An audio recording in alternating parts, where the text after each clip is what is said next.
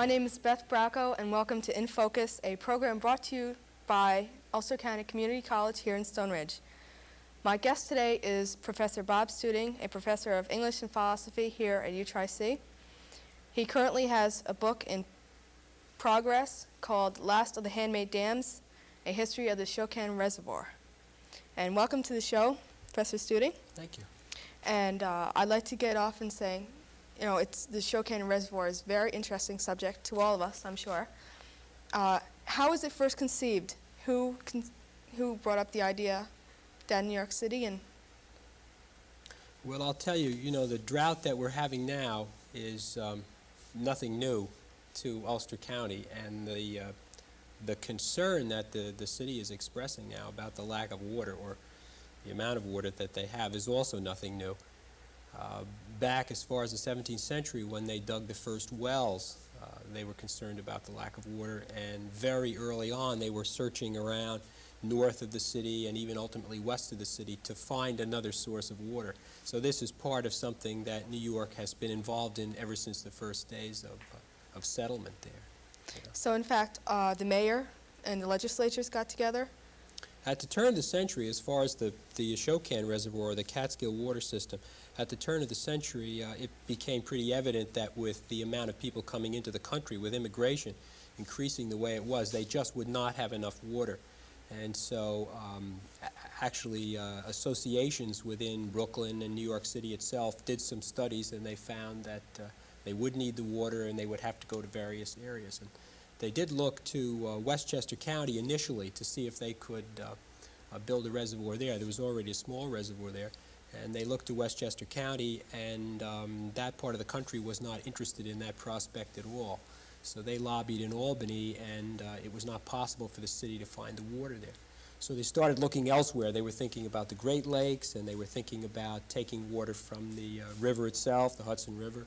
They thought about the Adirondack Mountains and a whole range of places. But ultimately, it was decided that the best place to build a reservoir was west of the Hudson River.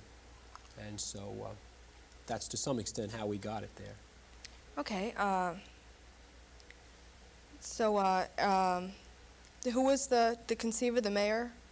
Well, the mayor was involved. He was a fellow by the name of McClellan. And if you go up to where the dam is now, there's a big tower there, and it has a sort of a plaque on it, and it talks about McClellan and people of that sort. But McClellan was very much in favor of the project, and he made sure it went through in Albany. So he's one that the city can thank, and I'm not sure whether we can or not, but they can, that's for sure. Why is that?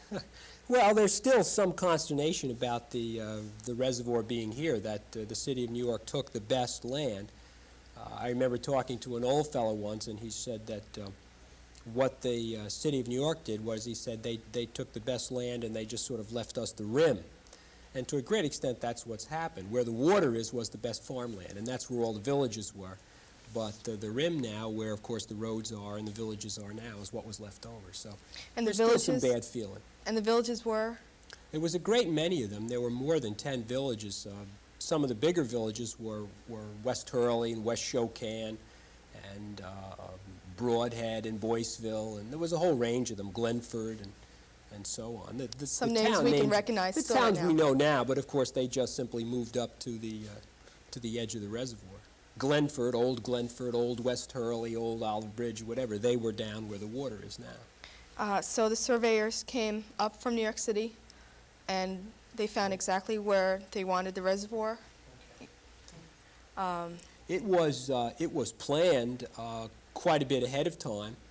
Actually, by the time the city of New York was given the power to come and take the land, the city of New York pretty much knew where the reservoir was going to be. Some changes were made, but studies had been done of the topography of the land years before. New York City was thinking about building a reservoir in the Ashokan area in the 1860s during the Civil War. So they knew pretty much where it would be. Where the dam would be exactly situated was something else they had to determine. And was there a natural depression in the land where the Ashokan is right now? Was there a Yeah, natural there really was. valley? And we can see that pretty evidently now, Yes. that the reservoir is so low, particularly in the lower basin. You can see that it really is a basin. Geologists say, and Alf Evers talks about in his book, that where the reservoir is now, maybe 10, 15 million years ago, was a lake at that time, that it was dammed up by glacial flow. So they sort of filled the hole that at one time was water prior to when people were here. Were people in New York interested too, in the city? Yeah, you can see if you you look into the construction of the reservoir and how it was done, and you read, for example, the New York Times or the Sun or some of the newspapers of that era, you'll see that there was some fascination with it, but not as much fascination as with the construction of the Panama Canal, which was being built pretty much at the same time. So when you look at the New York Times for that era, you'll see much more coverage of the Panama Canal than the Ashokan Reservoir. But in its own way, it was a project of some note. And the emotions of the people that they were going to be moved out of their towns? Yeah, there was quite a bit of negative feeling, as you might expect.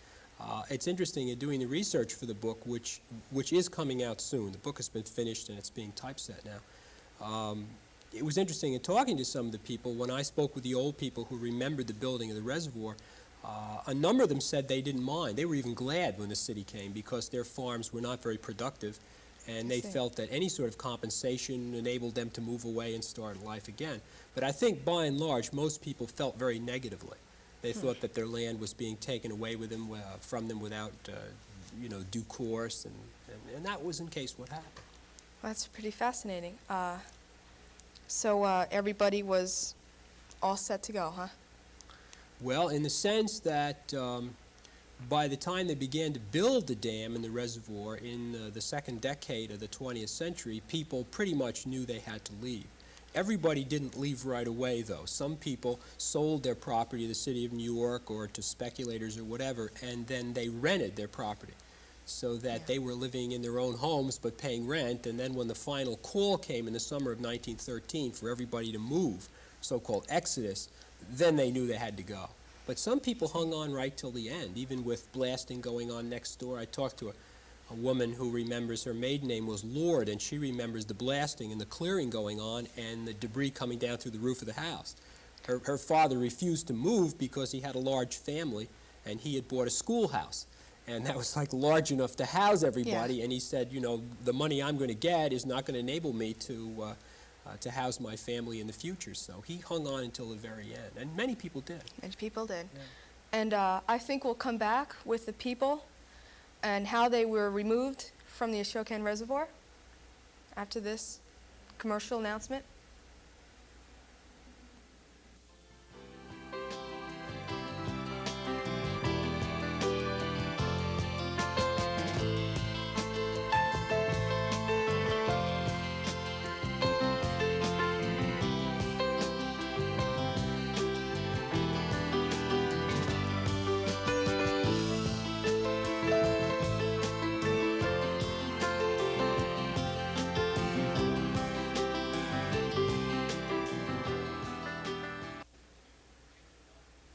Hello, and welcome back to In Focus with Professor Bob Steuding.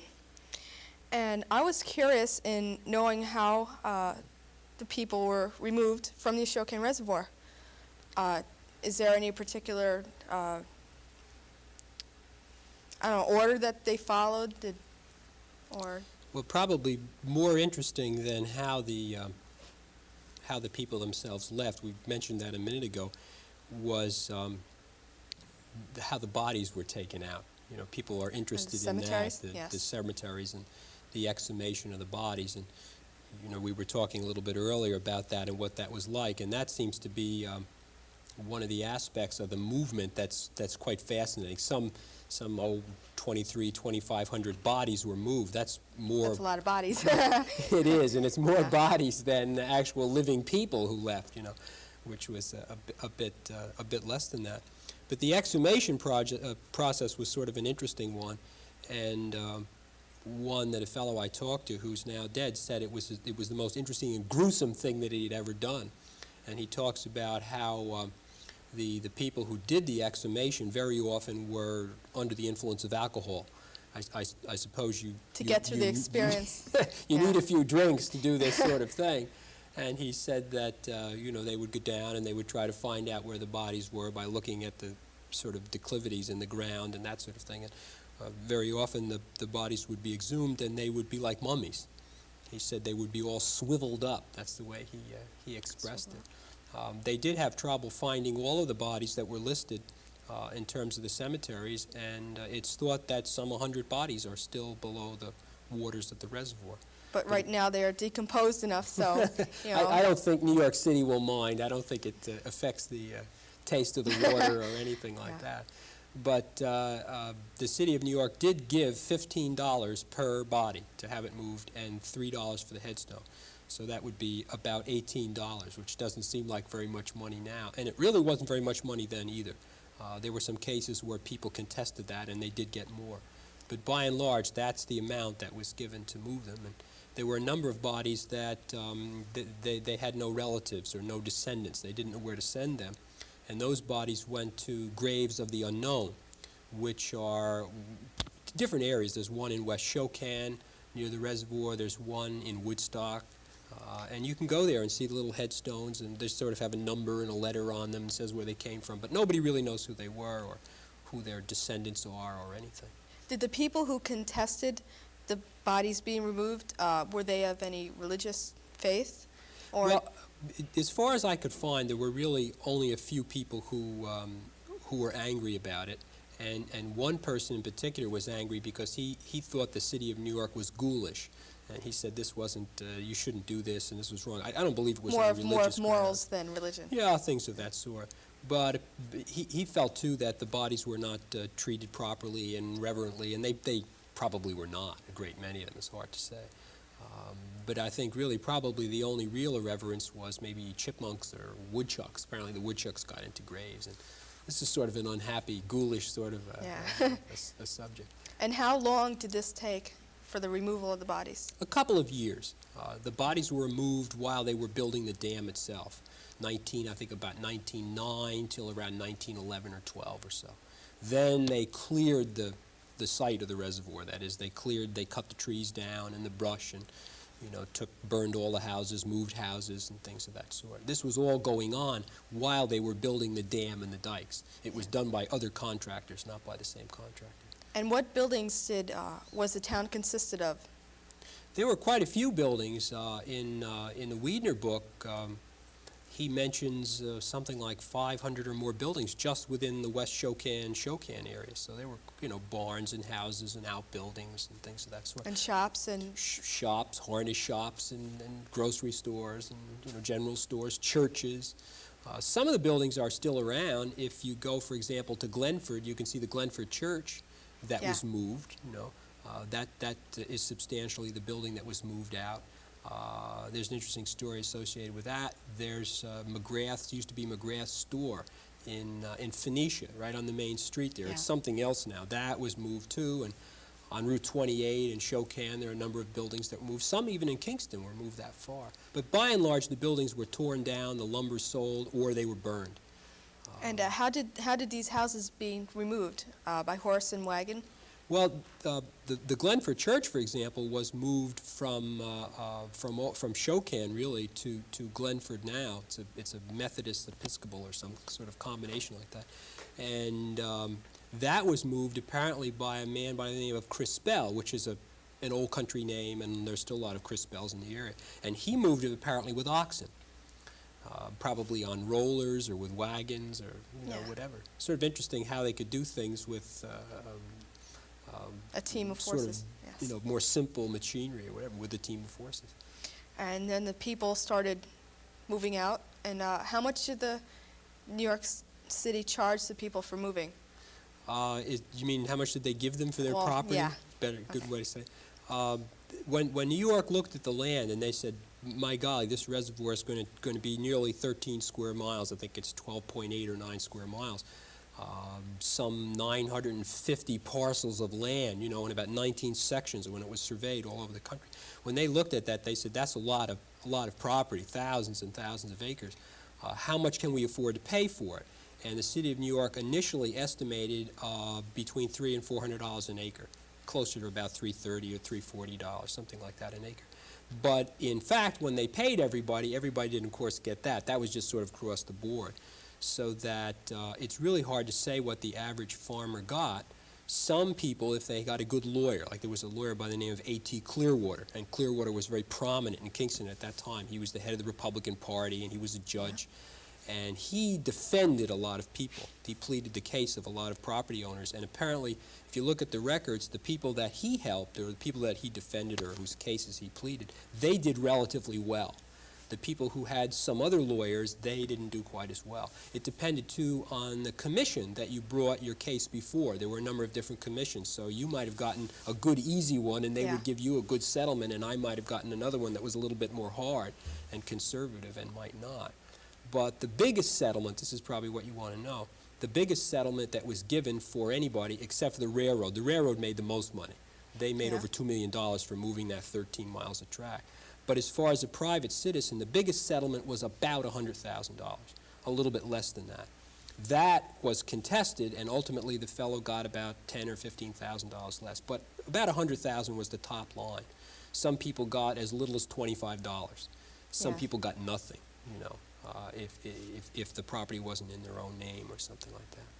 So it's really hard to say, but a $6,000 to $10,000 settlement for a farm and a house and outbuildings would have been pretty much average. Pretty much average. You know. Doesn't sound like much money nowadays. Ah, yeah. And we'll be right back with the building of the dam. Hey, are you all right? Yeah, I'm fine. You're drunk. What do you think I am, a lightweight? You're in no condition to drive. I'll decide that.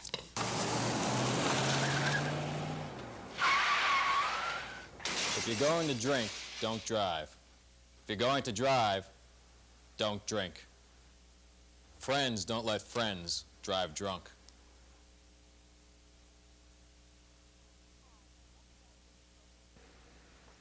Hi, and welcome back to In Focus with Professor Bob Steuding. And I wanted to ask right off, what is the reservoir built of?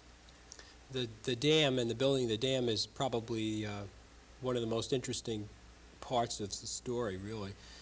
The dam, to answer your question, is a combination of stone, local bluestone, big chunks that was cut in a quarry called the Yale Quarry, which is not far from the dam site, and lots of concrete that came basically from Catskill, from Alpha Portland up there, and there were just tons and tons of it all mixed together. The process is called cyclopean masonry.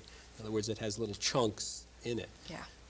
The dam itself, the last of the handmade dams, which is what I use, it was a phrase that an engineer at the time who worked for Winston, who was the contractor, he was a man from Virginia who came up to this part of the country, and he did some work downstate in Cross River, and then he got the contract here with MacArthur Brothers, and they came up and they built the dam.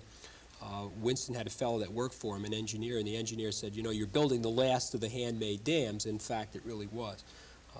But associated with the dam are some other interesting stories, and those are the stories that have to do with the workers, you know, something you mentioned before, workers that came to build this big dam. The process took from about, I guess 1907 or so till 1913 was the end of the dam, and then the rest of it was completed a year or so later.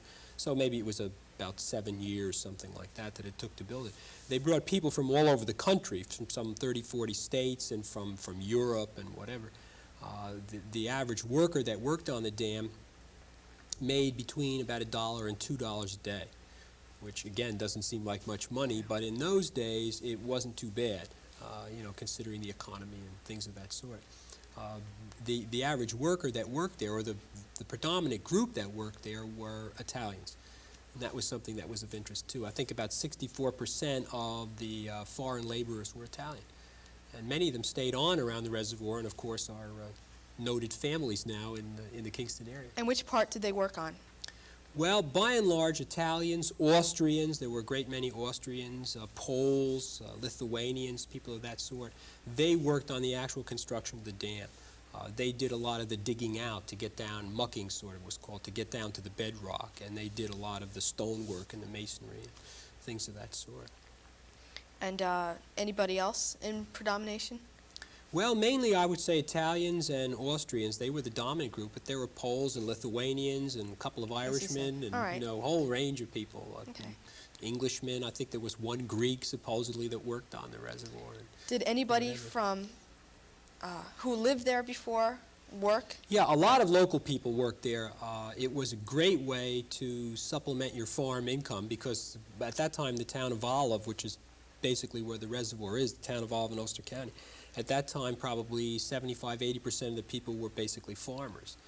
Did some farming, so that they were happy to do anything where they could get some cash. Yeah. And most of the young boys who were growing up at that time, if they were old enough, would get a job on the reservoir. One fellow that I spoke to as a young person, he worked for a while driving a steamroller on the dam and ultimately caught his hand in a roller and had it all crushed up and was taken to a hospital and taken care of and so on. So a lot of local people worked on the reservoir. They were sorry, I think, when the job was over. Yeah. It was sort of like building the thruway or something, a good source of income. How did they live? Were they comfortable at their Yes, barracks? I would think so. What we know about the building of the camp, which was down below the dam and more to the east, I guess I would say. We were talking about the McClellan Tower before, Right. which is, it sort of looks like a mausoleum there near the dam in the woods. That was a triangulation tower originally for the surveyors. Then it was a water tower for the camp later on, and of course now it's a monument. But down below that is where the main camp was.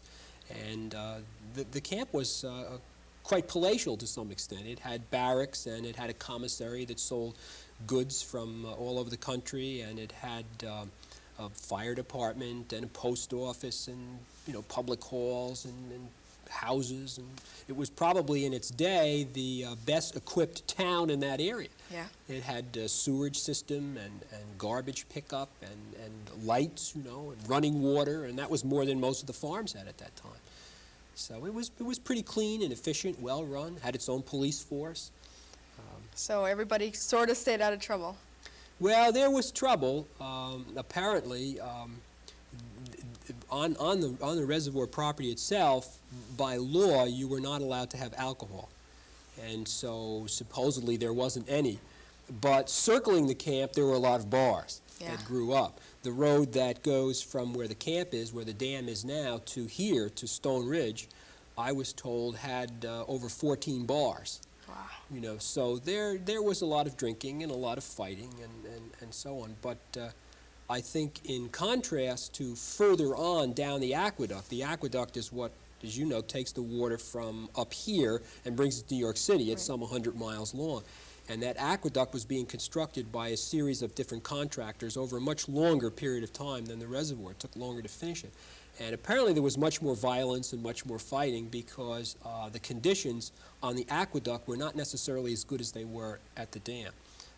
Winston apparently was a good administrator, or he had good administrators working for him, but a contractor later on the aqueduct further towards the city might not have been so good to his men. And there was trouble. Okay. How did the reservoir fill?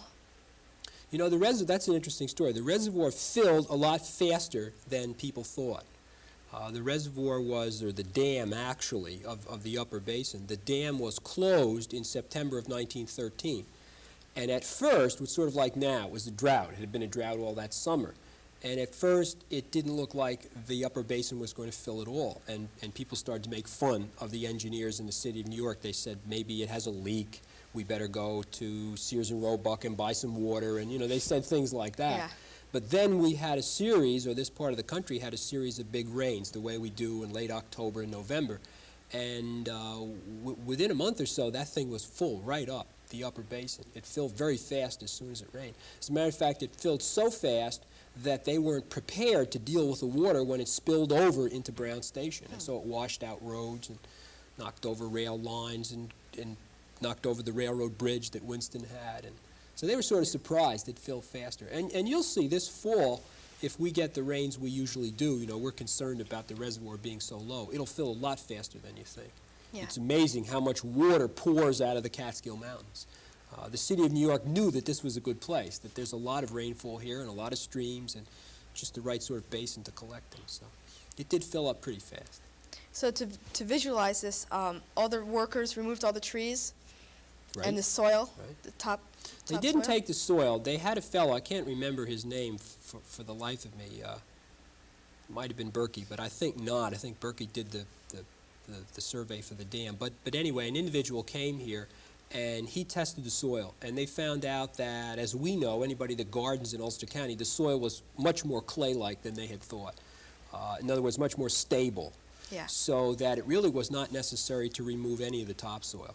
What they did remove, though, in the cleanup was any sort of organic matter, like barnyards Yeah. and privies and, things of that sort. That Yes. soil was taken out. But as far as scraping the land the way you might think you would have to do, they didn't have to They do didn't that. have to do that. Didn't have to do that at all. I think they were glad, too. Yeah. It's a big enough that- job as yes. it is. Yeah, sure. And the aqueduct was established Yeah, at the same time, or? Yeah, they were working on different contractors. Many contractors were working on the aqueduct to bring the water from here to New York City. It goes under the Walk Hill, and it goes through the Shangums, and it goes under the the Hudson River at West Point, that area there, Storm King, and so on. It was a giant project. But that was being worked on at the same time that they were building the reservoir, but by different people. By different people. A lot of people worked to produce this reservoir up here. Yeah. So you have your book coming out? Yes, we hope that it'll be out very soon, and it's been a long project working on it. I've been working on it on and off, I guess, since I finished my last book, so that would be just about 10 years. The actual writing of the book really only took about 1 year. Because the But- subject is so fascinating and you have so many thoughts, I suppose.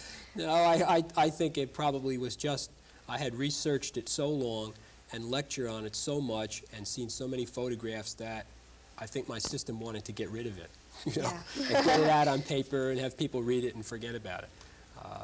Because it's been something that I've lived with a long time. I grew up in Hurley, and I can remember as a little kid taking my bike up to what's the lower basin around West Hurley, and the West Hurley Dike, and looking at the reservoir and wondering whether people were still there, and that sort of thing. So it's been something that's been in my background and in my mind for a long time. So I'm glad see. to have finished the project. Yes, sounds very fascinating. And thank you very much for coming My pleasure. and talking with us. Thank you. And thank you for listening and watching.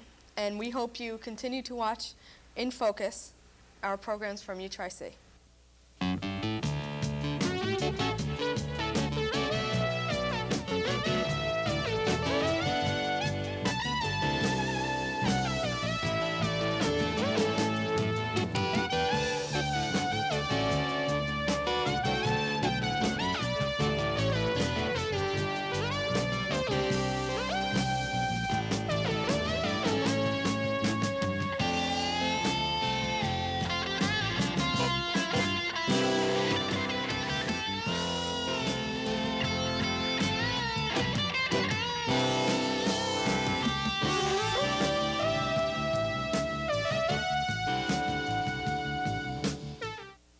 I'll go bring the car around. Come on, honey. Hi. Hi. Aw, what a cute little boy. Why, thank you. Thank you. Thank you. Have a nice day. You too. Where's my baby? Has anybody seen my baby? Where's my baby? Where's my baby? It happens 550,000 times a year. Child abduction is a serious problem in the United States. 2 million missing children a year. 1.5 million are runaways, but it's still a serious problem. Imagine a town of 2 million people just disappearing. Frightening, isn't it? But you can help. Should you have any information on a missing child or have a missing child yourself, you can call these toll-free hotline numbers, 1-800-431-5005 or 1-800-843-5678. Please help. This is Ulster County Community College Television.